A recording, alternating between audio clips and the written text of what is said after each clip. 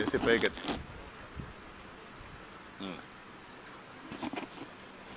Pointer లేదా pointer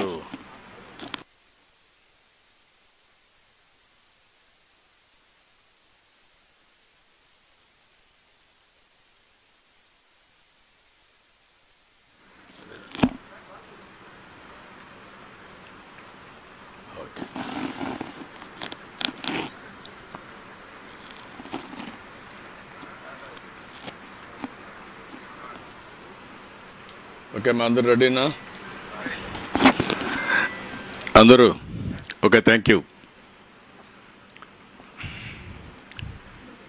అందరికీ నమస్కారాలు ఈరోజు రాష్ట్రంలో ఉండే 5 కోట్ల మంది ఒకసారి దృష్టి పెట్టవలసిన సమస్య దుర్మార్గుల పాలనలో ఎంత బరిదెగిస్తారో ఇది ఒక ఉదాహరణ. ఒక బాధ, ఆవేదన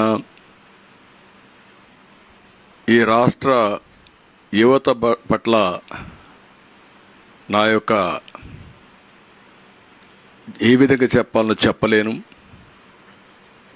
దగా చేయడం అంటామా, దుర్మార్గం చేయడం అంటామా, వాళ్ళ ఆశల్ని చంపేయడం అంటామా, లేకపోతే వాళ్ళ జీవితాలపైన వాళ్ళకి ఆశ లేకుండా చేసుకోవడం అంటామా, అలాంటి దుర్మార్గమైన కార్యక్రమం, క్షమించరాని నేరం. ఈరోజు అలాంటి దుర్మార్గుల్ని ఏం చేసినా తప్పులేదు. తెలియకుండా చేస్తే తప్పును సరిదిద్దుకోవచ్చు. డెలిబరేట్గా చేసిన క్రూర మృగాల్ని, పిల్లల జీవితాల్ని ఎక్కడికక్కడ గొంతు నమిలేసి మెడ నమిలేసి చంపేసే క్రూర మృగాల్ని ఏమనాలి నాకైతే అర్థం కావడం లేదు. అమ్మకానికి ఏపీపీఎస్సీ ఉద్యోగాలు, కేంద్రంలో యూపీపీఎస్సీ ఉంటుంది. ఐఏఎస్ ఐపీఎస్ని సెలెక్ట్ చేస్తారు. ఐఆర్ఎస్ లేకపోతే ఇండియన్ ఫారిన్ సర్వీస్, రైల్వే సర్వీస్ని తయారు చేస్తారు. రాష్ట్రాల్లో ఆ తర్వాత వచ్చే ఉద్యోగాలన్నింటికీ రాష్ట్ర సర్వీస్ కమిషన్లు ఉంటాయి. ఆంధ్రప్రదేశ్ స్టేట్లో స్టేట్ సర్వీస్ కమిషన్, తెలంగాణ స్టేట్లో స్టేట్ సర్వీస్ కమిషన్ మారిగా ఉంటాయి. ఇలాంటి కీలకమైనటువంటి ఉద్యోగాలు ఇవి. ఆల్ ఇండియా సర్వీస్ ఎంత ముఖ్యమో స్టేట్ సర్వీసెస్ కూడా అంతే ముఖ్యం. ఈ స్టేట్ సర్వీసెస్లో deputy collector, DSP, commercial taxes, అన్ని డిపార్ట్మెంట్లకు సంబంధించిన కీలకమైన పోస్టులు ఇక్కడ సెలెక్ట్ చేస్తాం. వీళ్ళందరూ నెక్స్ట్ లెవెల్లో ఆల్ ఇండియా సర్వీసెస్ కూడా ఎలిజిబుల్. ఇక్కడ సెలెక్ట్ అయిన డిఎస్పి రేపు ఎస్పీ అవుతాడు. ఇక్కడ సెలెక్ట్ అయిన డిప్యూటీ కలెక్టర్ కలెక్టర్ అవుతాడు. ఇలాంటి అతి కీలకమైన పోస్టుల్ని వీళ్లే రేపు కమర్షియల్ ట్యాక్స్ డిపార్ట్మెంట్లో రెవెన్యూ కలెక్షన్ చేస్తారు. ఇన్కమ్ ట్యాక్స్ ఆఫీసర్స్ ఎంత ముఖ్యమో కమర్షియల్ ట్యాక్సెస్లో కానీ మున్సిపల్ అడ్మినిస్ట్రేషన్లో కూడా గ్రూప్ 1 సర్వీసెస్ ఉంటాయి, గ్రూప్ 2 సర్వీసెస్ ఉంటాయి.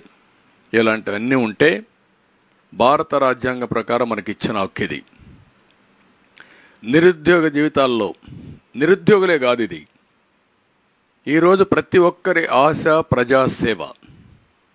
కొంతమంది రాజకీయాల ద్వారా పవిత్రమైన వృత్తిని ఎంపిక చేసుకొని సర్వీస్ చేయాలనుకుంటే ఈరోజు ఐటీలో కోట్ల రూపాయలు ఆదాయం వచ్చినా కాదు, నేను ప్రభుత్వ సేవలు అందించాలని గ్రూప్ 1కి గ్రూప్ 2కి ఇవన్నీ వస్తారు, అటు కేంద్రానికి ఇటుగానే. నేను చాలామందిని చూశాను. వాళ్ళకొక కళ. ఆ కళ ఏంటంటే నేను సర్వీస్ కమిషన్లో సెలెక్ట్ అయ్యి మెరిట్లో రాష్ట్ర ప్రజలకు పేదరిక నిర్మూలన చేయడానికి నేను ముందుకు రావాలి అనేది వాళ్ళ ఆలోచన. అలాంటిది మీరు చూస్తే ఈరోజు నాటి చైర్మన్ ఆ రోజు చేసిన వాళ్ళందరినీ, ఎప్పుడు కూడా నేను 45 సంవత్సరాల రాజకీయాల్లో ఉన్నా, చైర్మన్ వేసే వ్యక్తిని రాష్ట్రంలో ఉండే వాళ్ళందరినీ ఎతికి నీతి నిజాయితీ సమర్థతకు పెద్దపీట వేసి నామినేట్ చేస్తాం. అక్కడ కాంప్రమైజ్ ఉండదు. చైర్మన్ కాంప్రమైజ్ అయితే ఇంక బోర్డు అంతా కూడా సర్వనాశనం అయిపోతుంది. అందుకే మీరు చూస్తే ఆ రోజు ఉదయభాస్కర్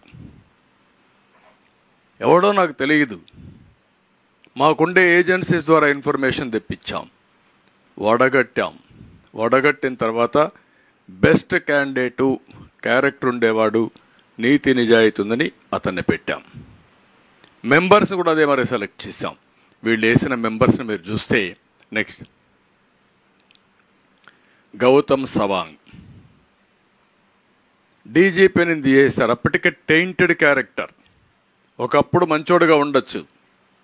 వీళ్ళు మెడ మీద కత్తి పెట్టి సరెండర్ చేసుకుని అన్ని పనులు, తప్పుడు పనులన్నీ చేపించి ఈ వ్యక్తి దగ్గర, నేను ఇక్కడ పోతా ఉంటే రాజధాని ఏరియాకి నా మీద రాళ్లతో చెప్పులతో దాడి చేస్తే కోపంతో వచ్చి వాళ్ళ నిరసన తెలియజేశారు అని చెప్పినట్టు దుర్మార్గితను. ఒక డీజీపీ ఇవ్వాల్సిన స్టేట్మెంట్ అది. అక్కడి నుంచి అన్ని తప్పుడు పనులన్నీ చేపించారు. ఇది దగ్గర తప్పుడు పనులన్నీ చేపించి అక్కడి నుంచి ఉద్యోగాన్ని తీసేసి మళ్ళీ పెద్ద ఎత్తున నేనే స్టేట్మెంట్ ఇస్తే దానిపైన ఈ పోస్ట్ ఇచ్చారు. అంటే రీహాబిలిటేషన్, పునరావాస కేంద్రంగా తయారు చేశారు. అతను అయిన తర్వాత Salam Babu YCP student union state president. బుద్ధి జ్ఞానం ఉందా మీకు? మనుషులా మీరు? మీ పార్టీ ఆఫీస్ ఇది? ఎంత దుర్మార్గం అండి ఇది. ఇతనెవరు? జీవి సుధాకర్ రెడ్డి, వైసీపీ నేత, అనంతపూర్. ఇతను సుధీర్, సీఎం జగన్ తాత రాజారెడ్డి అన్న ప్రభదాస్ రెడ్డి మనవడు. ఇతను సూత్రధారి, కేంద్ర బిందువు, అవినీతి అవకతవకలకు నాంది ఇతనం, చక్రం తిప్పిన వ్యక్తి ఇతనం. ఇలాంటి దుర్మార్గమైన నీచమైన కార్యక్రమాలు చేసి ఈ పని చేసి సోనీవుడ్ నూతలపాటి ఎవరో ఒక ఐఏఎస్ ఆఫీసర్ బంధువు సివి శంకర్ రెడ్డి, ఈయనకి చాలా అత్యంత సన్నిహితుడు సెలీనా. ఇలాంటి చెత్త మెంబర్స్ అందరినీ పెట్టి పిల్లల జీవితాలతో ఆడుకున్నారు. తల్లిదండ్రుల కష్టం, తల్లిదండ్రుల ఆశని పూర్తిగా నాశనం చేసే పరిస్థితికి వచ్చారు. ఇప్పుడు చూస్తే ఎంత ఇదంటే 18/31 162 గ్రూప్ 1 ఉద్యోగాలు నోటిఫికేషన్ ఇష్యూ చేశాం. నేను ముఖ్యమంత్రిగా ఉన్నప్పుడు మా గవర్నమెంట్లోనే. ఇందులో 30 డిప్యూటీ కలెక్టర్స్, 28 డిఎస్పీలు. వైసీపీ పాలనలో ప్రిలిమ్స్ ఎగ్జామ్ జరిగింది 27/5/2019. మెయిన్స్ ఎగ్జామ్ 14/21 డిసెంబర్ 2020లో జరిగింది. ఇక్కడి నుంచి ప్రారంభించారు. అంటే అంతవరకు ఉన్న సాంప్రదాయాలన్నిటికీ తిలోదకాలు ఇచ్చేశారు. అక్కడి నుంచి మీరు చూస్తే నోటిఫికేషన్ విరుద్ధంగా మాన్యువల్ మూల్యాంకనం కాకుండా డిజిటల్ చేశారు. రాజ్యాంగంలో మనం చట్టాలు చేస్తాం. ప్రతి ఒక్క అధికారికి అధికారం లేదు వైలేట్ చేయడానికి. చట్ట ప్రకారం పనిచేస్తే ఉంటారు, లేకపోతే వాళ్ళకి శిక్ష పడాలి.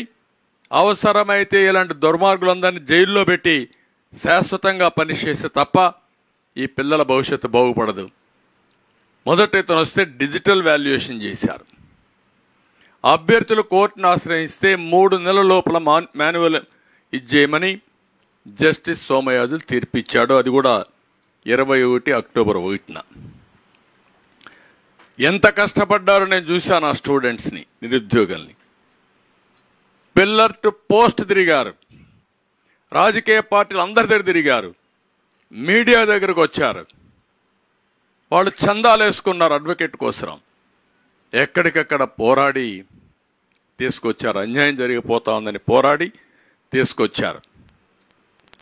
అది అయిన తర్వాత అప్పటి ఏపీఎస్సీ సెక్రటరీ సీతారామన్ ఇతను ఎంత దారుణంగా ప్రవర్తించాడు. వేధించి వేధించి వేధించి చైర్మన్ ఇంటికి పంపించిన వ్యక్తి ఫస్ట్ ఇతనే.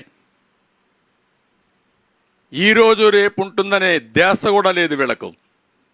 అక్కడి నుంచి 21 డిసెంబర్ 5న మార్చి 20 వరకు మంగళగిరిలో హాయ్లాండ్లో మాన్యువల్ వాల్యుయేషన్ కోసం ఇతనే ఆర్డర్స్ ఇచ్చాడు. నెక్స్ట్ ఇతను ఆర్డర్స్ ఇచ్చాడు. తర్వాత గౌతమ్ సవాంగ్ వచ్చాడు, విజయభాస్కర్ను పంపించారు. ఇక్కడికి వచ్చిన తర్వాత 2020 డిసెంబర్ ఫిబ్రవరి మాన్యువల్ వాల్యుయేషన్ ఫలితాలు తొక్కిపెట్టి గౌతమ్ సవాంగ్ చైర్మన్ అయిన తర్వాత మళ్లీ వాల్యుయేషన్ చేయించాలి అనే దురాలోచనకు తెరలేపారు.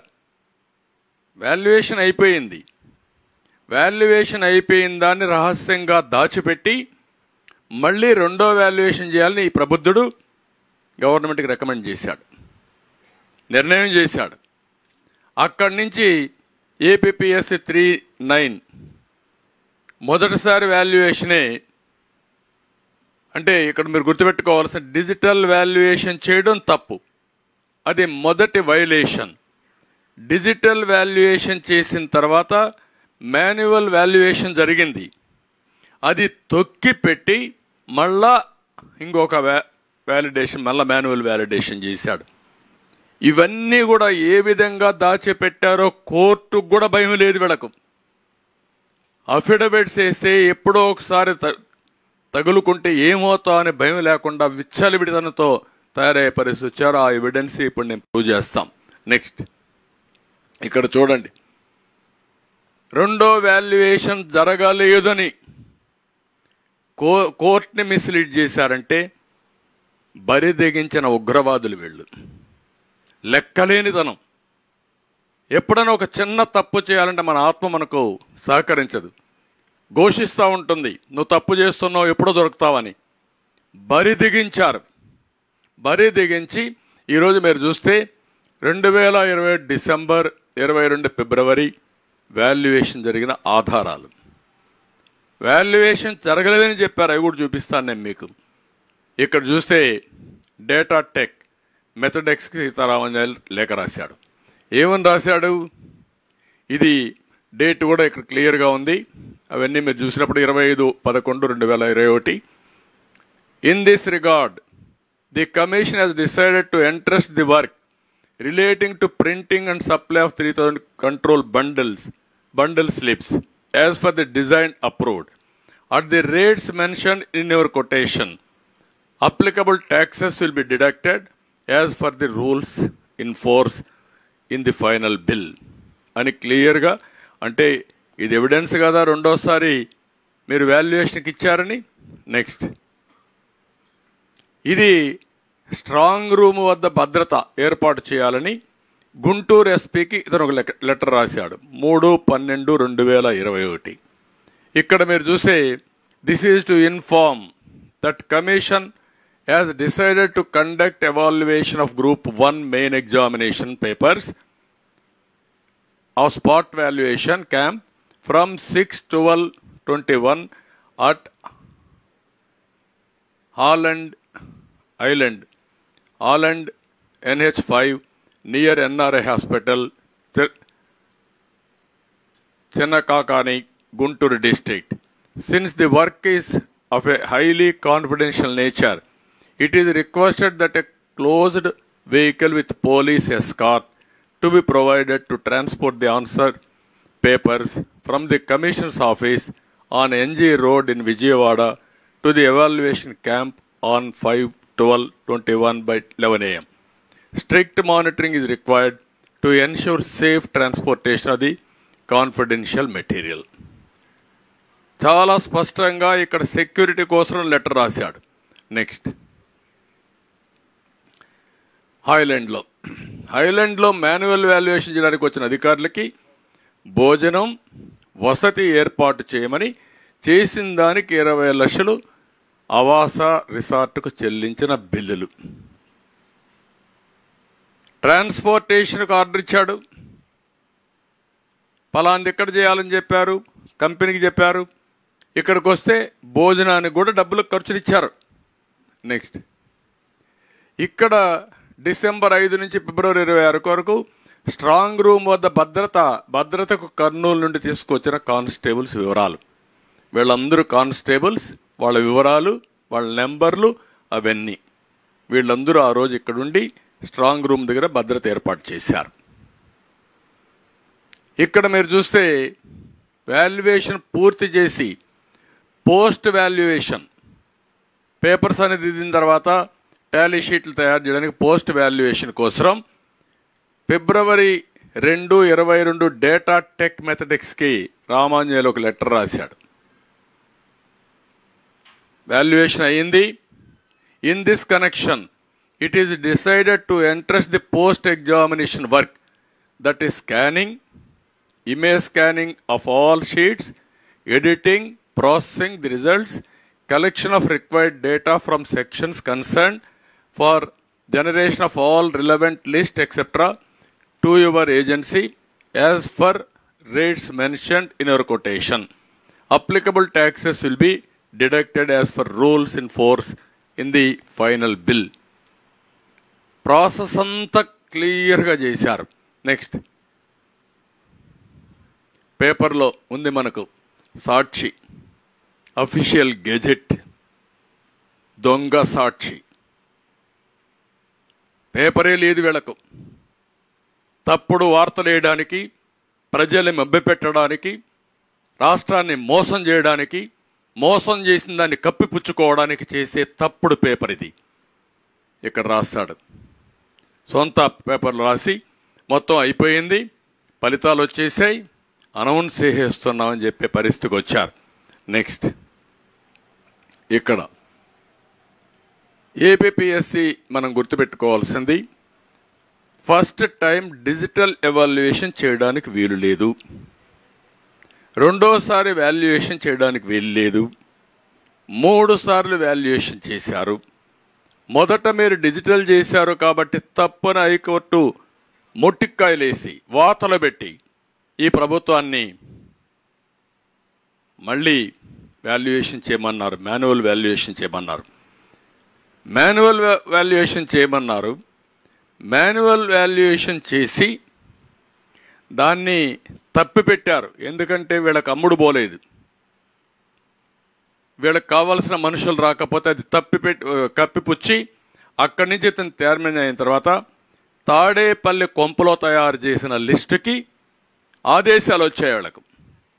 అంటే పిల్లల పట్ల వాళ్ళ భవిష్యత్తుకు మరణ శాసనాలు అక్కడ తయారు చేశారు ఈ దుర్మార్గులు. వస్తే ఈ పెద్ద మనిషి ఆల్ ఇండియా సర్వీస్కి అన్ఫిట్. ఇలాంటి పెద్ద మనిషి దాన్ని అమలు చేసి 3వసారి వాల్యుయేషన్ చేస్తాడు. ఏమనాలండి వీళ్ళని? ఏం చెప్పాలి వీళ్ళకు? రేపనే మాట లేదు. దుర్మార్గుడు ఒక సైకో ఏం చెప్తే చేసేస్తారు. ఆ సైకోని ఎవరు చంపేమని చంపేస్తారు వీళ్ళు. చంపేస్తే ఏమవుతుందో కూడా తెలియదు వీళ్లకు. అలాంటి దుర్మార్గమైన కార్యక్రమం చేసే పరిస్థితికి వచ్చారు. తర్వాత ఇక్కడ కోర్టు న్యాయం జరుగుతుంది. అయితే న్యాయం జరిగే వరకు మనం బతికుండాలి. చాలామంది చనిపోతారు. ఎందుకు చనిపోతారంటే వీళ్ళు పెట్టే టార్చర్ను తట్టుకోలేక. ఒకవేళ టార్చర్ను తట్టుకున్న కోర్టులకు పోయి ఎక్కడికెక్కడికో పోవాలి, వీళ్ళు సొంత డబ్బులు వేసుకోవాలి. ఇప్పుడు వీళ్ళు ఫైట్ చేసిందంతా సొంత డబ్బులు చందాలు వేసుకొని అడుక్కొని పిల్లల భవిష్యత్తు కోసం పోరాడారు. గవర్నమెంట్ ప్రజల ట్యాక్సెస్ని ద్వారా వచ్చిన డబ్బుల్ని కోట్ల రూపాయలు ఖర్చు పెట్టి ఢిల్లీలో ఎక్కడుండే మేధావులు అడ్వకేట్స్ అందరినీ తీసుకొచ్చి వీళ్ళని నాశనం చేయడం కోసం ప్రయత్నం చేస్తారు. ఈరోజు ఈ రాష్ట్రంలో మీరు చూస్తే హైయెస్ట్ బడ్జెట్ ఖర్చు పెట్టింది అడ్వకేట్స్ కోసం.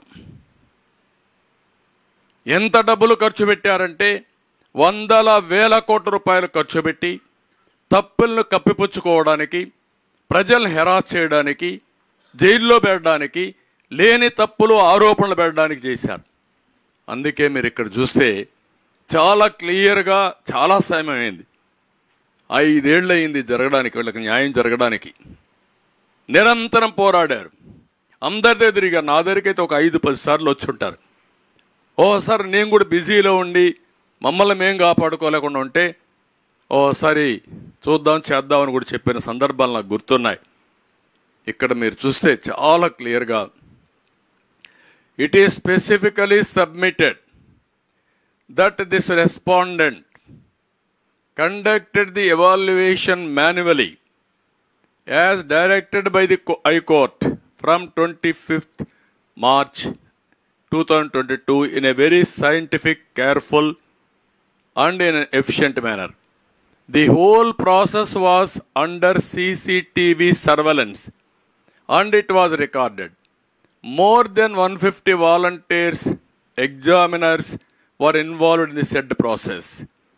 Really, if any earlier manual evaluation took place as alleged by the petitioner, it is not as if this respondent can hide such an exercise of such magnitude. ఉరేసుకొని చావాలి వీళ్ళు, ఈ అవమానానికి, ఈ సిగ్గుకి, వీళ్ళు చేసిన తప్పుకి. నెక్స్ట్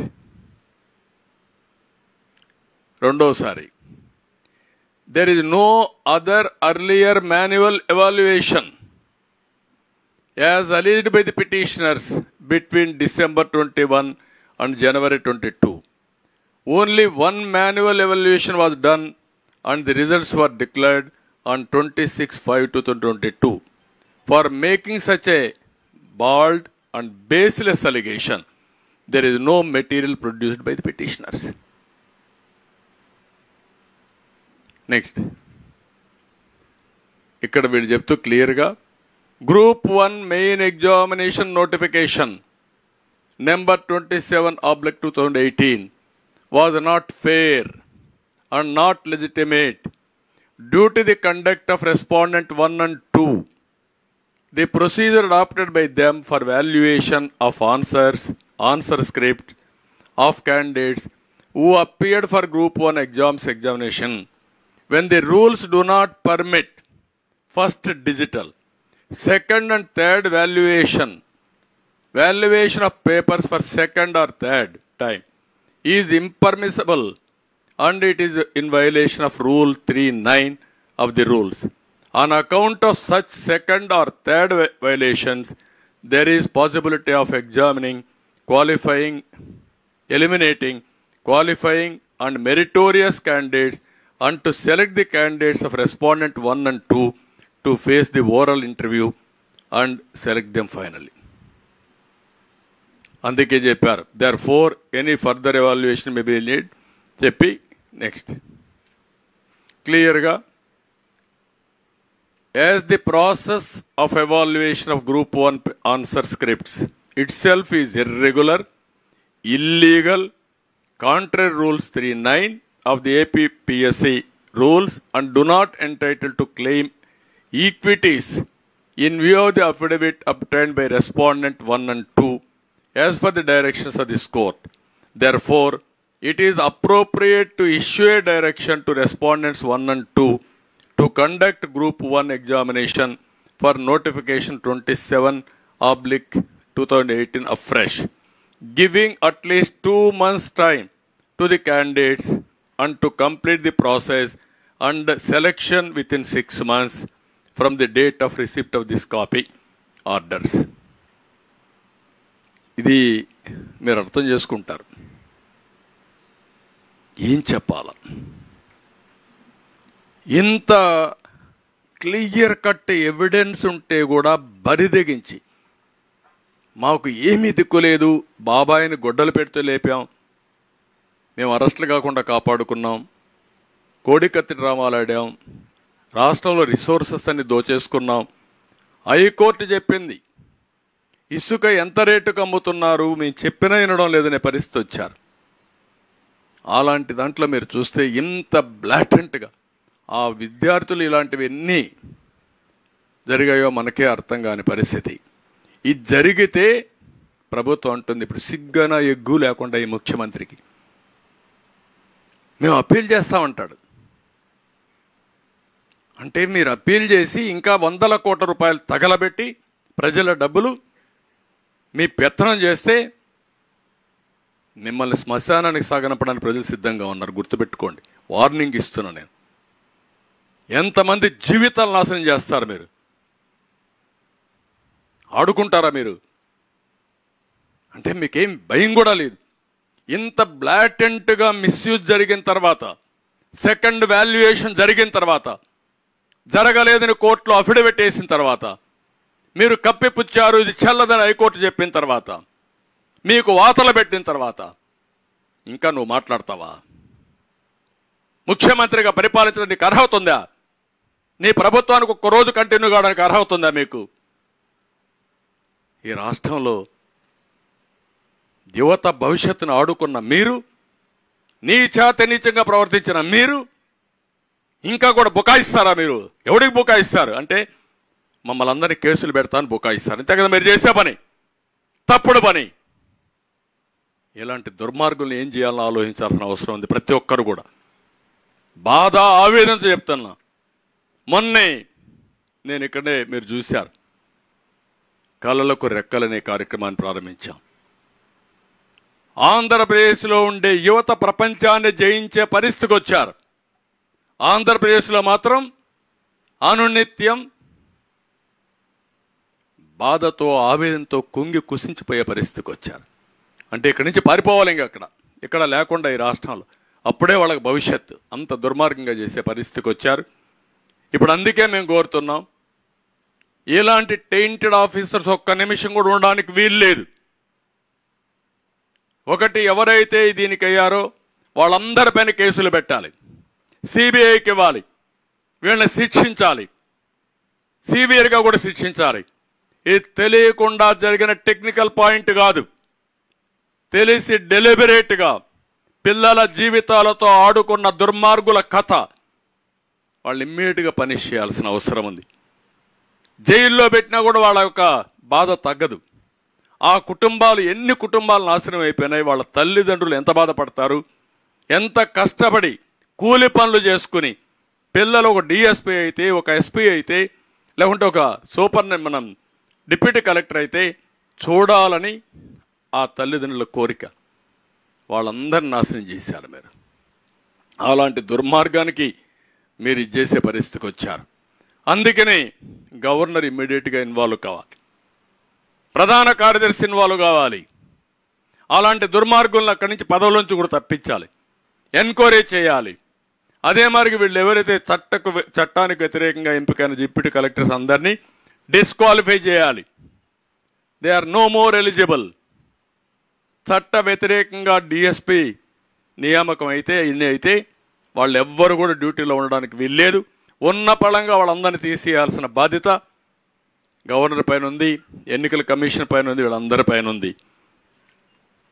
ఈరోజు మీరు చూస్తే 11:30 గంటలకు జడ్జిమెంట్ వచ్చింది, 3:30 గంటలకు కాపీ అప్లోడ్ చేశారు. మనకందరికీ ఎప్పుడున్న జడ్జిమెంట్ వస్తే సాయంత్రం కాపీ వస్తుంది, లేకుంటే నెక్స్ట్ డే కూడా వస్తాయి. 12:30కే మేము సుప్రీంకోర్టుకు పోతా ఉన్నారంటే వీళ్ళు డబ్బులు చడుగుతారని. అంటే ఏంటి అక్రమార్కులు ఎంత బరిదెగించిపోయారంటే ఇష్టానుసారంగా తయారయ్యే పరిస్థితులు వచ్చారు. రెండోది, ఎక్కడైనా సరే మీరు ఎగ్జామ్స్ చూడండి, మెయిన్లో ఎన్ని వస్తాయి, ఇంటర్వ్యూలు ఎన్ని వస్తాయని పబ్లిసైజ్ చేసేస్తారు, సర్వీస్ కమిషన్ యూనియన్ కానీ స్టేట్ కానీ. ఇక్కడ మొత్తం చేసే పరిస్థితులు లేరు. దాపరికం ఎందుకు? వీళ్ళు అవకతవకలు చేయడానికి. ఇంకో పక్క మొదటి మాన్యువల్ ఇది అయింది, ఇప్పుడు రెండోసారి చేశారు. అంటే మొత్తం ఫస్ట్ మాన్యువల్లో అయిన వాళ్ళు మెరిట్ ఉంటారు, వాళ్ళు పోయారు. వీళ్ళ పాపానికి రెండోసారి చేసిన వీడు పోయారు, అందరూ పోయారు. మొత్తం చాలా దారుణంగా జరిగింది, చాలా బాధాకరం. నెక్స్ట్, ఇప్పుడు కూడా మీరు చూడండి, తెలుగుదేశం పోలింగ్ కూడా లేదు. నిపుణులు సభ్యులు ఉండేవాళ్ళు, నిష్ఠార్థులు, అనుభవజ్ఞులు. ఈయన బంధువులు, వైసీపీ నేతలు, అవినీతులు. పరీక్ష నిర్వహణ ఎవ్రీవేర్ ట్రాన్స్పరెంట్. అక్రమాల పర్వం. ఖాళీలు గుర్తించి ఎప్పటికప్పుడు భర్తీ చేస్తే 3 నెలల తర్వాత లేకపోతే వీళ్ళ ఇష్ట ప్రకారం ఎన్నికల ముందు చేసే పరిస్థితికి వచ్చారు. మెయిన్స్ ఇంటర్వ్యూ మార్కులు ఎక్కడికక్కడ ప్రకటించాం. ఇక్కడ అభ్యర్థులు కోరినా ఇవ్వలేదు. అదే మరి 5 ఏళ్లలో ఒక్క ఆరోపణ రాదు. 5 ఏళ్లు కాదు, 22 సంవత్సరాలు తెలుగుదేశం పార్టీ హయాంలో సర్వీస్ కమిషన్లో ఎక్కడ కూడా ఒక్క ఆరోపణ లేకుండా ఒక పద్ధతి ప్రకారం రిక్రూట్ చేసిన పార్టీ తెలుగుదేశం పార్టీ. ఈయన పెద్ద ఎత్తున అక్రమాలు, నిరుద్యోగులకు ప్రభుత్వంపై పూర్తిగా నమ్మకం పోయే పరిస్థితి ఈరోజు చూస్తూ ఉంటే ఎక్కడికక్కడ ప్రభుత్వం ఇష్టానుసారం. ఒకప్పుడు ఏది జరిగినా ట్రాన్స్పరెంట్గా నాకు బాగా జ్ఞాపకం. టీచర్ ఉద్యోగాలు కూడా నేను చాలా ట్రాన్స్పరెంట్గా చేశాను. ఎందుకంటే ఎక్కడైనా సరే కొంతమంది కావాలని మార్కులు వేసుకుంటే నష్టపోతారనే ఉద్దేశంతో ఇవన్నీ కూడా చాలా ఉద్యోగాల్ని గ్రూప్ 1 సర్వీస్ కానీ గ్రూప్ 2 కానీ ఇంకా మిగిలిన ఉద్యోగాలు కూడా సర్వీస్ కమిషన్కి అప్పచెప్పాం. సర్వీస్ కమిషన్ అంటే పారదర్శకంగా చేస్తుంది, నీతి నిజాయితీ చేస్తుంది, అవకతవకలు ఉండవు, వాళ్ళకంతా ఎక్స్పర్టైజ్ ఉందనే ఉద్దేశంతో అప్పచెప్తే వీళ్ళు ఇష్ట ప్రకారం చేసే పరిస్థితికి వచ్చారు. ఇప్పుడు నేను ఒకటి అడుగుతున్నా, ఈ ఇద్దరు గ్రేట్ పీపుల్ ఏం చేయాలి? వీళ్ళని రాష్ట్ర ప్రజానికి మీరే నిర్ణయించుకోవాలి. ఈయన ఇప్పుడంతా ఇంటెలిజెన్స్, ఎవరిని అరెస్ట్ చేయాలి, ఎవడి మీద కక్ష తెచ్చుకోవాలి, ఎక్కడ తప్పుడు పనులు చేయాలి, ఇదే పని ఇతనికి. ఈ ది కల్ప్రిట్ ఇన్ దిస్. కాదని చెప్పగలుగుతామని అడుగుతాను నేను. అక్కడి నుంచి ఇంటెలిజెన్స్కి వచ్చావు కదా, నీకు తెలుసు కదా, తెలిసి నువ్వే లిస్ట్ తయారు చేసి పంపించావు. మళ్ళా ఎవడికి ఉద్యోగాలు ఇవ్వాలని తాడేపల్లి కొంపలో కూర్చొని ఇష్టానుసారంగా చేసి, వీళ్ళ ఇష్ట ప్రకారం చేసి మొత్తం దాచిపెట్టి తప్పుడు అఫిడవిట్లేసి ఇష్టానుసారంగా బిహేవ్ చేసే పరిస్థితికి వచ్చారు వీళ్ళు. They are unfit to be IPS. ఐపీఎస్ని కూడా వీళ్ళకి తీసేయాలి. అలాంటి దుర్మార్గుల్ని, ప్రజా జీవితాలతో ఆడుకునే వ్యక్తుల్ని పనిష్ చేయాల్సిన బాధ్యత ఉంది. ఇది పనిష్ చేయాల్సిన కూడా డిమాండ్ చేస్తున్నా. ఇది సరే, ఇంకా మీరు అన్ని చూశారు. జాబ్ క్యాలెండర్, మెగా డిఎస్సి ఏదీ లేదు. ఈరోజు ఉండే ఉద్యోగాలు కూడా ఇచ్చినట్టు ఇచ్చి అమ్ముకొని డబ్బులు చేసుకునే దీనికి పోయారు. ఒక 150 కోట్లు 200 కోట్లకో అవినీతికి పాల్పడి పిల్లల జీవితాలను సర్వనాశనం చేసే పరిస్థితికి వచ్చారు. ఇది బాధాకరం, హృదయ విదారకం, గుండె తరుక్కుపోతుంది. ఈ దుర్మార్గుల యొక్క కార్యక్రమాలు చూస్తే, వీళ్ళ లీలలు చూస్తే. ఆ సైకో జగన్కి అర్థం కాదు, కానీ మీకైనా అర్థం కావాలా. ఈ ఆవేదన, బాధ, తపన ఎవడో తీర్చలేంది. ఆ విషయం గుర్తుపెట్టుకోవాల్సిందిగా నేను కోరుతూ ఇప్పుడు చెప్పాల. ఈ జగన్, సజ్జల, గౌతమ్, సీతారామన్యాయులు, ఆయన పేషీలు ఇంకొక ధనంజయ రెడ్డి, ఆయన ఒక పెద్ద హీరో. అక్కడ మొత్తం రాజకీయం, సెటిల్మెంట్లు, అదే మరిగా మళ్ళీ రాజీలు. ఆయన ఏంటి రాజకీయం అంటే? మీరు రాజకీయం చేస్తున్నారు, మీరు సెటిల్మెంట్లు చేస్తున్నారు, మీరు రౌడీజాలు చేస్తున్నారు అంటే రేపు అనేది లేకుండా ఇష్టానుసారంగా చేసే పరిస్థితి. ఎలాంటి వాళ్ళు ఉండడమే ఈ రాష్ట్రానికి పట్టిన దుర్గతి. బాధాకరం, విచారకరం. అందుకే చెప్తున్నా, మేలుకోమంటున్న యువతని, ఇది మీకు జరిగిన అన్యాయమే కాదు, రాష్ట్రానికి జరిగిన అన్యాయం. ఈ ఒక్క అన్యాయం కాదు, ఇది 5 ఏళ్లు పోరాడిన నిరుద్యోగులు సాధించిన విజయం, నిరూపించిన సత్యం. ఇది వీళ్ళు 5 ఏళ్లు పోరాడకపోతే ఈ దొంగలు ఎక్కడికక్కడ మేము హీరోస్ కింద మేము అమ్ముకున్నాం, మేమే కరెక్ట్గా చేశాం, మేము ఇంత అఘాయిత్యం చేశాం, కోర్టులో కూడా అఫిడవిట్ వేసాం, మేము హీరోస్ అని సంకలెగరేసుకునేవాళ్ళు. రెండో వాల్యుయేషన్ జరిగిందనే విషయం అంత డబ్బులు ఖర్చు పెట్టి అన్ని డాక్యుమెంటరీ ఎవిడెన్స్ ఉంటే కాదు అని చెప్పగలిగే బరిదెగింపు ఉంటే వీళ్ళు ఏమనాలండి? అంటే ఈరోజు మీరు చేసే అన్ని తప్పుడు పనులే కదా, అన్ని ఎదవ పనులే కదా. అతను ఎదవ పనులు చేయమంటే మీరు ఎదవ పనులు చేయడం ఏంటి? మీకు బుద్ధి జ్ఞానం ఉండాలి కదా. ఇంకా నిద్రలేస్తే అబద్ధాలు మాట్లాడడం, ఆ అబద్ధాలని బ్లూ మీడియాలో వేసుకోవడం, సోషల్ మీడియాలో వేయడం, ప్రజల్ని మభ్యపెట్టడం, ప్రజల్ని మోసం చేయడం, ఇలాంటి తప్పుడు పనులు చేసి సహజ వనరులు పోయినాయి. ఇంకొక పక్కన టెక్నాలజీలో పెద్ద ప్రమాదం కూడా ఉంది. ఆ ప్రమాదమే ఇక్కడ ఒక్క విషయంలో మీరు చూశారు, టైటిల్ యాక్ట్లో వచ్చింది మళ్ళా. అంటే ఈ దుర్మార్గులు ఇంట్లో కూర్చొని ఏమైనా మార్చేస్తారు. ఒకప్పుడు ఏదైనా మార్చాలంటే పేపర్స్ మార్చాలి. పేపర్స్ మారిస్తే కొంత కరెక్షన్స్ ఉంటాయి. ఇప్పుడు వీళ్ళ దగ్గరనే పాస్వర్డ్ ఉంటే ముఖ్యమంత్రి గారు ఇంట్లో కూర్చొని ఏది కావాలంటే అది మార్చేయగలుగుతారు. ఇది దుర్మార్గుల చేతుల్లో టెక్నాలజీ ఉంటే ఎంత ప్రమాదమో, ట్రాన్స్పరెంట్గా ఉంటే అంత ప్రయోజనం. ఆ స్టేజ్కి మనం రీచ్ అయ్యాం. ఏముంది, ల్యాండ్ టైటిల్ యాక్ట్ ఇంకొకటి ఉన్నాయి, 22A పెట్టేస్తారు. 22A ఏంటి? Government land. అయిపోయింది నీ పని. ఇంకెవడు కాపాడలేడు మనల్ని. ఇది గవర్నమెంట్ భూమయ్యా? కాదండి నాది, మా తాత ఇచ్చాడు, మా ముత్త, ఎవరి దగ్గర చెప్తావు, ఎక్కడుంది రికార్డు నీ దగ్గర? ఆ స్టేజ్కి వచ్చేసాం. ఇంతవరకు జరిగిన దౌర్జన్యాలు మనం గుర్తుపెట్టుకోవాలి. రాష్ట్రంలో ఉండే ప్రజలు గుర్తుపెట్టుకోవాలి. మీ తరపున మేము పోరాడుతున్నాం.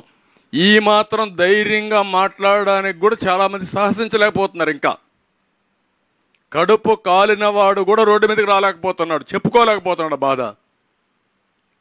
ఇది చూసిన తర్వాత నిస్సహాయ స్థితిలో ఆ ఉద్యోగం రాకపోతే ఏ ట్రైన్ కింద పడో లేకుంటే ఏ ఆత్మహత్య చేసుకొని చనిపోవాలి. అది కూడా మళ్ళా ఆ ఆత్మహత్య చేసుకొని చనిపోతే వేరే వాళ్ళు చంపేశారని చెప్పేస్తారు వాళ్ళు. ఇంత నీచులు, పరమ దుర్మార్గులు వీళ్ళు. దానికోసం మీరందరూ కూడా ఆలోచించాలి. రాష్ట్రంలో ఉండే యువత, రాష్ట్రంలో ఉండే తల్లిదండ్రులు, కుటుంబ సభ్యులు, మీ పిల్లల భవిష్యత్తే కాదు మీ భవిష్యత్తు కూడా అంధకారమైంది. అందుకే నేను మొన్న కూడా చెప్పా, ప్రజలు గెలవాలి, రాష్ట్రం నిలబడాలి. ఇది జరగకపోతే ఇంక మనం ఎవరికీ భవిష్యత్తు లేదు ఈ రాష్ట్రంలో. మేధావులు, సోకాల్డ్ మేధావులు ఎవరైతే ఆయన సపోర్ట్ చేస్తున్నారో మీ కక్కుర్తి కోసరం, మీ పదవుల కోసరం, ఎంగిలి మెతుకుల కోసం సపోర్ట్ చేయొద్దండి. మంచిది కాదు ఇది. రాజకీయ విద్వేషాలు వేరే, విభేదాలు వేరే. ఇలాంటి దుర్మార్గులను సపోర్ట్ చేస్తే పాముకు పాలు పోసి పెంచారు, పెంచిన తర్వాత కాటేస్తూ ఉంది. ఇంకా కూడా మీరు పంచం చేరితే మాత్రం చాలా ప్రమాదం ఉంటుంది. ఈ రాష్ట్రాన్ని కాపాడుకోవడానికి ప్రతి ఒక్కరు ముందుకు రావాల్సిందిగా అందరినీ కోరుతాను. Thank you.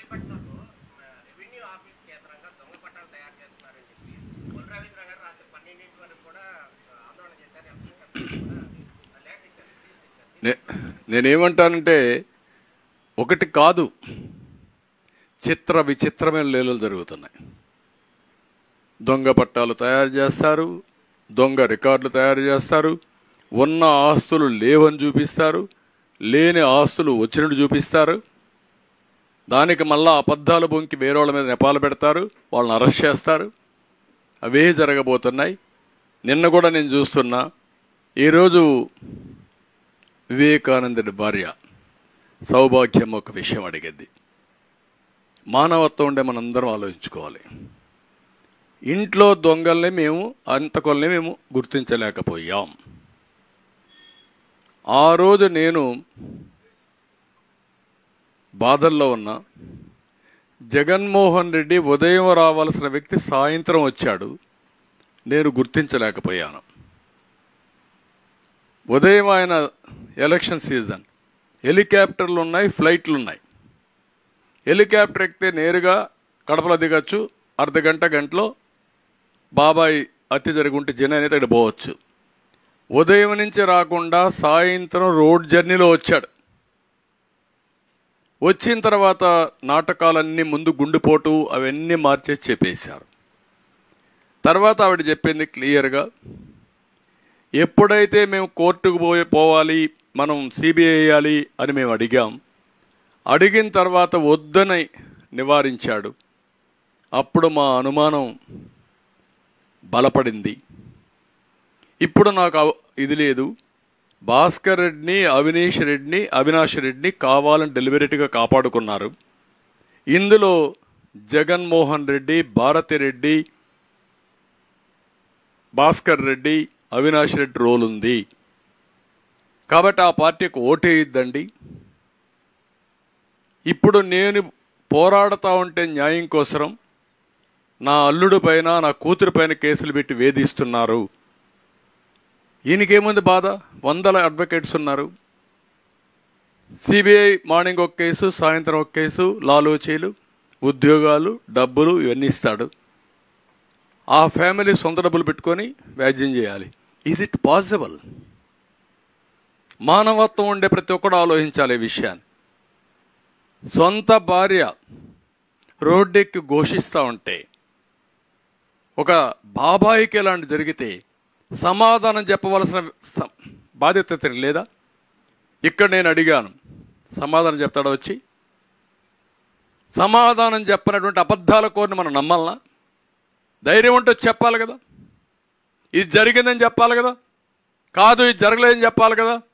నా ఆఫీసర్, బ్రహ్మాండమైన ఆఫీసర్స్ అని చెప్పాలి కదా. నువ్వు చెప్పండి, మీ ముగ్గురు వచ్చి. ది గ్రేట్ గౌతమ్ సవాంగ్ చెప్పు, సీతారామాంజనేయులు చెప్పు, ముఖ్యమంత్రి నువ్వు సమాధానం చెప్పు. నువ్వు చెప్పలేకపోతే నేను మనిషి ఉన్నాడు కదా సజ్జల, నోటుకోచోటు వాగుతున్నాడు, లేకపోతే ధనంజయ రెడ్డి ఉన్నాడు, రమ్మనండి. Answer all these things. నీ అట్రాసిటీస్ ఇంకా జరగవు. ఆ విధంగా అడ్డుకుంటున్నామని మా మీద దాడులా, మా మీద నీచాతినీచమైన ఆరోపణలు పెడతారా సోషల్ మీడియాలో? 5 రోజుల నుంచి వస్తున్నాయి. ఎవరైనా ఒక్కరు వచ్చి మీరు చెప్పగలిగారా? నేను సమాధానం అడుగుతాను, నిలదీస్తున్నా. ఏదో మేము పొత్తులు పెట్టుకుంటే దానికేదో అంకలు, లేకుంటే మేమేదో ఒకడు ఎవరో బాధపడితే దానికి పెద్ద అంకలు. దీనికి సమాధానం చెప్పి ఎన్నికల ముందు. Otherwise you don't have any right to ask vote. ఈ విషయాలు గుర్తుపెట్టుకోవాలి. ఇలాంటి వ్యక్తులు డెమోక్రసీలో పనికిరాని వ్యక్తులు. Not only democracy, even a సమాజంలో ఉండవలసిన వ్యక్తులు కాదు వీళ్ళు. వింత జంతువులు కూడా నేను, అది ఏమనాలో నాకైతే అర్థం కాదు అలాంటి దుర్మార్గులు.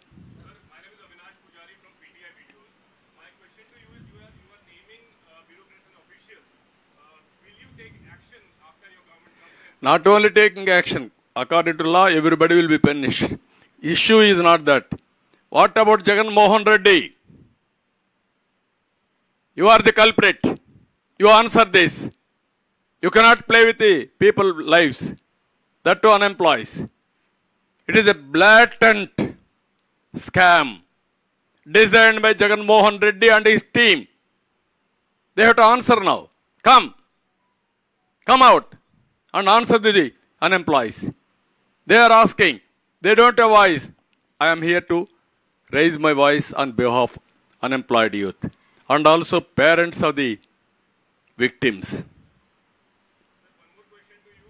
Many properties have been mortgaged by the AP government. What would you like to say about that? No, only leftover tomorrow, AP should be mortgaged or he will sell away Andhra Pradesh. Now already bankrupt. Debt is 12 lakh crores. Nobody is giving money. Now he is mortgaging MRO office, health center, Raitu Bazaar, all these offices. Now, even for future liquor income, prospective income of liquor is mortgaging. You can imagine. He is a blatant liar. And also what he say, he won't abide even one sentence of it.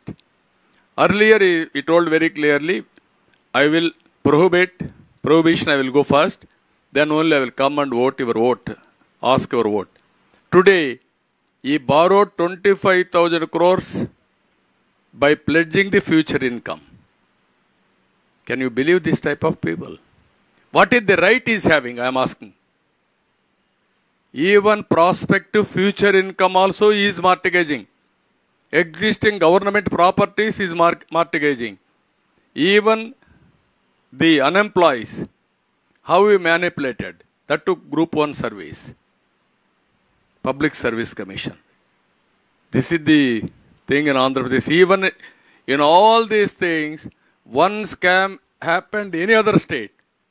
That is the end of the day of that political party. Here, thousands of scams. Every scheme is designed only for scam. తెలంగాణలో phone tapping వ్యవహారం జరిగింది. ప్రణీత్ రావును arrest చేశారు కదా. గతంలో కూడా మన రాష్ట్రంలో కూడా ఇక్కడ కూడా ఫోన్ ట్యాపింగ్ జరిగింది. గతంలో కూడా ఇప్పుడు కూడా జరుగుతూనే ఉన్నాయి. డెఫినెట్గా అడుగుతాం. కానీ ఇప్పుడు కూడా మీ ఫోన్ నా ఫోన్ సేఫ్ అని మీరు అనుకుంటున్నారా? దుర్మార్గులు ఎన్ని చేస్తున్నారో అన్ని చేస్తున్నారు. మనం అందరం ఎంత భయంగా బతుకుతున్నాం ఇక్కడ ఈ స్టేట్లో.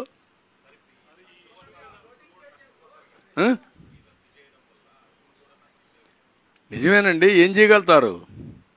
అర్హులు నష్టపోతారు, అనర్హులకు ఉద్యోగాలు వచ్చాయి, ఎవరికి వచ్చాయి తెలియదు. అలాంటప్పుడు ఇప్పుడు జరిగేది ఏంటి? కాదు అంటే దుర్మార్గులకు మనం పట్టం కట్టేట అవుతుంది, వీళ్ళ ఆటలు సాగించేట అవుతుంది. నేనేమంటానంటే దీనికి పరిష్కార మార్గం ఏంటి? ఒకటే కదా. ఎవరైతే ఇలాంటి తప్పుడు పనులు చేశారో అలాంటి తప్పుడు పనులు మళ్ళా జరగకుండా ఉండాలంటే శాశ్వతంగా శిక్షించాలి. Punish them. How to punish? ఒకటి, చట్టపరంగా పనిష్ చేయడం. రెండు, రాజకీయ పరంగా పాతి పెట్టడం. మామూలుగా పాతి పెట్టడం కాదు, పాతి పెట్టి కాంక్రీట్ వేసి మళ్ళీ బయట రాకుండా చేయాల్సిన బాధ్యత ప్రతి ఒక్కరి పైన ఉంది. ఏదో నా వరకు నేనేదో పదవి కోసమో పవన్ కళ్యాణ్ కోసమో బీజేపీ కోసమో మేము అడగడం లేదు. ఈరోజు జరిగే అవకతవకలు మీరు చూస్తే ఇంకా కూడా చెప్తున్నా, సిగ్గు కూడా లేకుండా వాలంటీర్స్ పంపించి మేము అది ఇస్తాం ఇది ఇస్తాం వాళ్లకు బ్రైబింగ్ చేసే పరిస్థితికి వస్తున్నారు. వాళ్ళకు కూడా చెప్పాం, ఇంటర్ఫియర్ కావద్దన్నాం.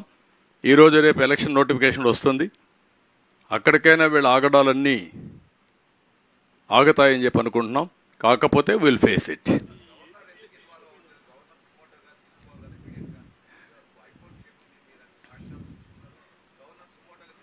తీసుకోవాలి. అందుకే రేపు వెళ్తాం, మేము కూడా గవర్నర్ దగ్గరికి వెళ్తాం, ఆయనకు కూడా చెప్తాం. అంటే వీళ్ళు ఏం చెప్తారో, నేను బాగా బ్రహ్మాండంగా చేశాను, జడ్జెస్కి వాళ్ళకి తెలియదు న్యాయం చెప్పడం, నేను రాసిస్తే వాళ్ళు రాసి అదే చదివితే వాళ్ళు న్యాయం బ్రహ్మాండంగా చేసిన వాళ్ళు అవుతారు. కాబట్టి ఇక్కడ హైకోర్టు లాభం లేదు, నేను సుప్రీంకోర్టుకి పోతానంటాడు. ఎక్కడికి పోతున్నాం మనం? దీనికి పనిష్మెంట్ ఏంటి? ఎన్నిసార్లు కోర్టులు ముట్టికాయలు వేశారు, ఎన్నిసార్లు కోర్టులు వాతలు పెట్టాయి. ఒక వాత పెడితే సిగ్గుండేవాడైతే రాజీనామా చేసి పారిపోతారు, నిద్ర రాదు. వీళ్ళకేముంది? సిగ్గు ఎగ్గు ఏమీ లేదు. నువ్వేం మాట్లాడు. ఇప్పుడు ఇంకొక ఆయన వస్తాడు, నన్ను బూతులు తిడతా వస్తాడు. ఆ బూతులు అర్థం చేసుకోలేకుండా ప్రజలు అందరూ ఊటే అనుకుంటున్నా, నాకు చేతగానట్టు బూతులు తిట్టలేదు. ఆ వల్గర్ లాంగ్వేజ్ నాకు రాదు. కఠినంగా మాట్లాడతాను, గట్టిగా ఉంటాను తప్ప ఇలాంటి తప్పుడు పనులు చేయడం నా జీవితంలో ఎప్పుడు చేయలేదు. తప్పుడు పనులు చేసి సమర్థించుకోవడానికి బూతులు తిట్టడం అంతకంటే నాకు రాదు.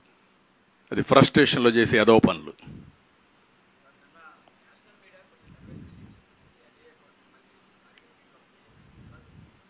ఒక్క సీటు కూడా వేయాలంటే ఈ వైఎస్ఆర్ కాంగ్రెస్కి ఒక్క సీట్.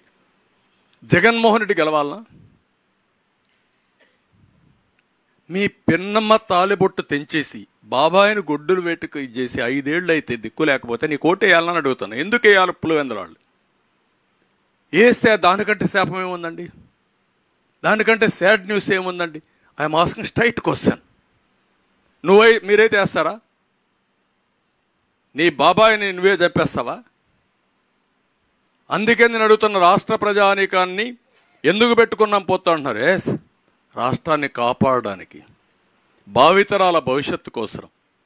మళ్ళీ ఇలాంటి దుర్మార్గులు నరహంతకులు వస్తే ఈ రాష్ట్రం దిక్కుండదు, ఎవరికి రక్షణ లేదు, ఆడబిడ్డలకు రక్షణ లేదు. ఎక్కడ చూసినా గంజాయి, లిక్కరు, రౌడీజం, డబ్బులు, కబ్జాలు, ఆస్తులకు రక్షణలే, మానానికి శీలానికి రక్షణలే, ఆడబిడ్డలకు రక్షణలే. ధైర్యంగా రోడ్డు మీద తిరిగి వస్తాం ఇంట్లోకని నమ్మకంలే. 14 సంవత్సరాలు ముఖ్యమంత్రిగా పనిచేసిన నాలాంటి వాడికి రక్షణ లేకపోతే ఎవరికి రక్షణ ఉంటుందండి ఈ రాష్ట్రంలో? ఈ విషయం మనం గుర్తుపెట్టుకోవాలి. అందుకే 20 ఇచ్చారంటున్నారు మీరు. 20 ఇస్తే నేను హ్యాపీగా లేదు. అతనికి డిపాజిట్ రాకూడదు, ఆ పార్టీ ఉండకూడదు ఈ రాష్ట్రంలో. ఏ నాయకుడన్నా ఉండేయండి, తప్పులేదు, నేను ఐఎమ్ నాట్ బాదర్డ్. ఇలాంటి అర్హత లేని వాళ్ళు రాజకీయాల్లో ఉండడం ఈ రాష్ట్రానికి, ఈ దేశానికి అరిష్టం. అదే నేను చెప్పేది, మీరు గుర్తుపెట్టుకోవాలి. ఎవడన్నా పని చేస్తే కూడా మీరు ఎవరన్నా ఇంకా ఇది చేస్తే అది ఈ రాష్ట్ర కర్మ, మీ కర్మ కంటే రాష్ట్ర కర్మ అది.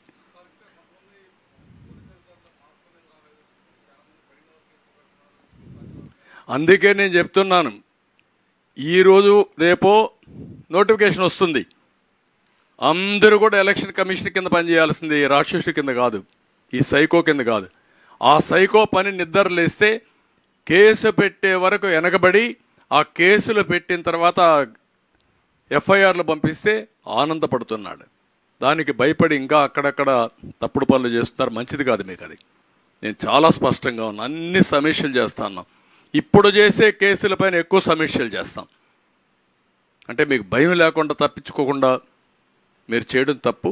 అందుకనే చాలా స్పష్టంగా రేపటి నుంచి మీరు చూస్తారు, వీళ్ళు చేసే అవకతవకలన్నిటికీ అడ్డుకట్టేస్తాం. అడ్డుకట్టేయడం కాదు, దీనికి అడ్డుకట్టేయడానికి ప్రజలే ముందుకు రావాలి. నేను ఐఎమ్ అప్పీలింగ్ ఆల్ పీపుల్, బాధితులే క్యాంపెయినర్స్గా తయారు కావాలి. భావితరాల భవిష్యత్తుకు రక్షణ కల్పించే బాధ్యత మీరు ఒక రక్షకులుగా తయారు కావాలి. అది ప్రారంభమైంది తప్ప ఏం కాదు. నేను ఎన్ని మాట్లాడినా మీరు అనుకోవచ్చు నాకేదో కోపం. ఏం కోపం అంటే నాకు ఎన్నిసార్లు పొజిషన్ చూడాల, నేను ఎప్పుడూ ఇంత నాకు ఆవేశం లేదే. ఇది మీరు చెప్పండి, ఒక్క స్కామ్ మీరు చెప్పండి. ఐఎమ్ ఆస్కింగ్ స్టేట్, ఎవిడెన్స్ ఉందా లేదా దీంట్లో? ముఖ్యమంత్రి వచ్చి మాట్లాడాలం లేదా? మీరు సిగ్గుంటే ఒకటి అడుగుతారా ఇంకా? What is the right you are having? Okay,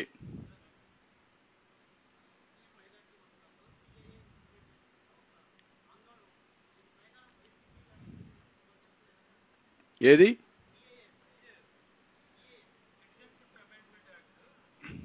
అది ఆ రాష్ట్రాలకే కదా, ఇక్కడికి కాదు కదా.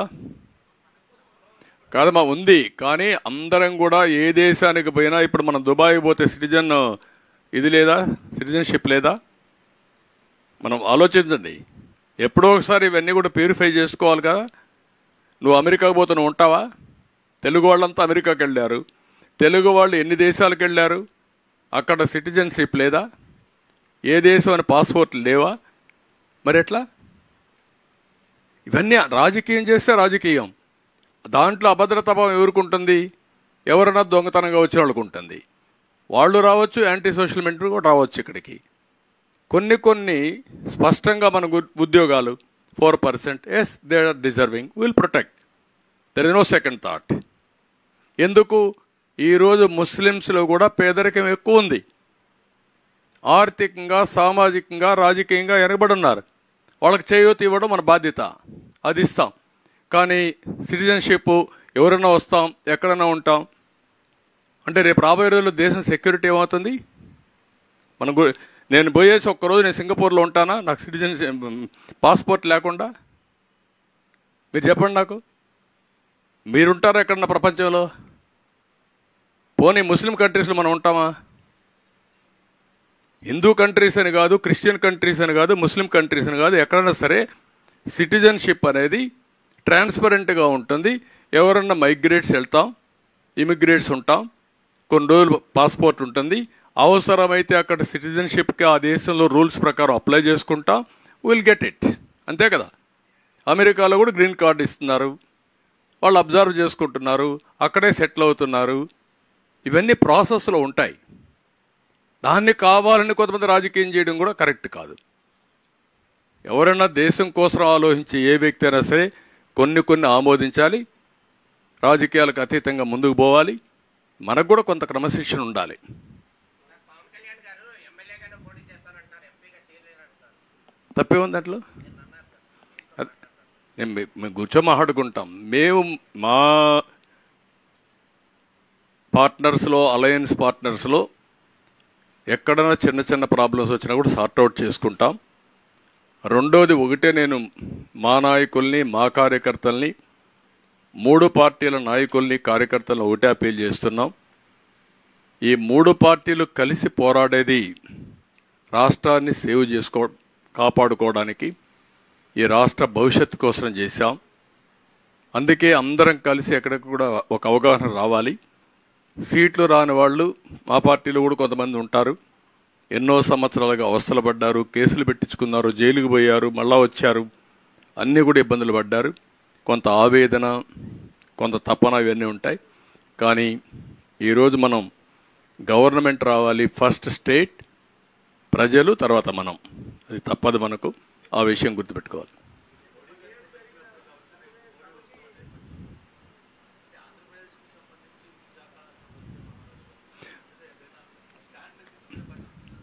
నేనేమంటానంటే, మీరు గుర్తుపెట్టుకోవాల్సింది 2014-19 ఆంధ్రప్రదేశ్లో పనులు కాలేదా? ఎక్సెప్ట్ స్పెషల్ స్టేటస్ తప్ప అన్ని పనులు కాలేదా? అయ్యాయి కదా. అమరావతి డబ్బులు ఇచ్చారు కదా, రైతులకు క్యాపిటల్ గెయిన్స్ ఇచ్చారు కదా, పోలవరం ప్రాజెక్ట్ డబ్బులు వచ్చాయి కదా, అన్ని ప్రాజెక్టులు రోడ్లన్నీ వేసాం కదా, ఎడ్యుకేషన్ ఇన్స్టిట్యూషన్స్ అన్నీ వచ్చాయి కదా, నరేగా డబ్బులు బ్రహ్మాండం ఖర్చు పెట్టాం కదా, మొత్తం ఇండస్ట్రీ, మొత్తం ప్రపంచం అంతా ఇండస్ట్రీ వచ్చింది, కియా మోటార్స్ వచ్చింది కదా, అన్నీ సాధించాం కదా మనం. అప్పుడెప్పుడు కూడా విశాఖపట్నం స్టీల్ ప్లాంట్ విషయం కూడా రాలా కదా. రైల్వే జోన్ కూడా లాస్ట్ మైల్కి వచ్చింది. ఈ 5 సంవత్సరాలు మీరు ఏం చేశారు? వాళ్ళు ఇచ్చిన ప్రాజెక్టులు విధ్వంసం చేశారు. అమరావతి నాశనం చేశారు, పోలవరం ముంచేశారు, లేకపోతే ఇండస్ట్రీస్ని తరిమేశారు. కనీసం నిన్న చెప్పారు వాళ్ళు, విశాఖపట్నం రైల్వే జోన్కు ల్యాండ్ ఇవ్వలేదు కాబట్టి మేము పనులు ప్రారంభించలేని చెప్పారు. సిగ్గైదా మీకు ఇది? ఇంకా ఏం మాట్లాడతారు మీరు? అందుకే ఈరోజు నేను పొత్తు పెట్టుకున్నది. ఎందుకంటే డెఫినెట్గా ఆటోమేటిక్గా ఈ పనులన్నీ అవుతాయి. ఇంకోటి, ఈ పనులు కావడం కాదు, ఈరోజు ఒక రోడ్ మ్యాప్ పెట్టుకొని దేశం ముందుకు పోయే పరిస్థితి వస్తుంది. 2047 వాళ్ళు ఎంత ముందుకు పోవాలి, ఎంత ఫాస్ట్గా పోవాలని వాళ్ళు ఆలోచిస్తే, ఈ మహానుభావుడు ఎంత వెనక్కి తీసుకుపోవాలనో, ఎంత ఫాస్ట్గా రివర్స్ గేర్లో పోవాలనో పోయే పరిస్థితికి వచ్చాడు. ఇంకా జరగబోయేది యాక్సిడెంటే. ఆ విషయం మీరు గుర్తుపెట్టుకోవాలి. ఏదో కేంద్రం ఇంకా చేస్తుందా? డెఫినెట్గా చేస్తారు. ఆ రోజు ఆంధ్రప్రదేశ్ మీరు గుర్తుపెట్టుకుంటే, సమైక్య ఆంధ్రప్రదేశ్లో వాజ్పేయి గారు ప్రధానమంత్రిగా ఉన్నప్పుడు నేను ఆయన్ని మెప్పించాను, అన్ని రిఫార్మ్స్ తీసుకొచ్చాం. ఈరోజు ఆంధ్రప్రదేశ్లో ఒక మంచి సిటీ తెలంగాణలో ఉందంటే హైదరాబాద్. అది ఒక నమూనా. ఎవరి వల్ల అయింది అది? ఆ రోజు కోalition గవర్నమెంట్లో ఎన్డీఏలోనే జరిగింది. ఈ విషయాలు మనం గుర్తుపెట్టుకోవాల్సిన. ప్రజలకు ఒకటే అప్పీల్ చేస్తున్నా, మీరేదో బీజేపీ మీద, సరే ఈ 5 ఏళ్ళు కమ్యూనికేషన్ గ్యాప్తో ఇవన్నిటితో కొంతమందికి కొన్ని రిజర్వేషన్స్ ఉంటాయేమో, కానీ ఎవ్వరికి రిజర్వేషన్స్ ఉండాల్సిన అవసరం లేదు. ఏదైతే 2014-19లో ఇద్దరం కలిసి ఏ విధంగా అయితే అభివృద్ధి చేశామో దానికంటే మెరుగ్గా అభివృద్ధి జరుగుతుంది. నిధులు వస్తాయి, పనులు అవుతాయి. ఆ విషయం అందరూ గుర్తుపెట్టుకోవాలి.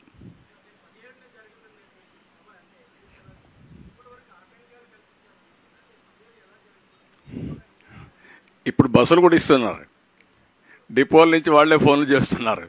అంటే వాళ్ళకు కూడా అర్థమైపోయింది వీళ్ళు పోతున్నారని. ఇప్పుడు నేషనల్ లెవెల్లో సర్వేలు కూడా చూశారు.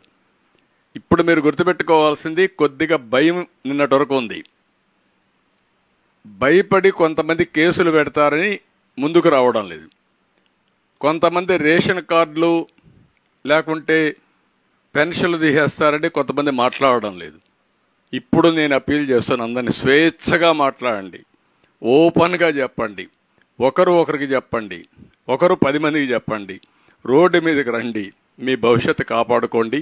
మీ భవిష్యత్తుకు గ్యారంటీ మాది. ఓకే, మీకేమైనా డౌట్ ఉన్నాయంగా? మీరు కూడా పనిచేయండి, మీ పిల్లలకు ఉద్యోగాలు కావాలంటే.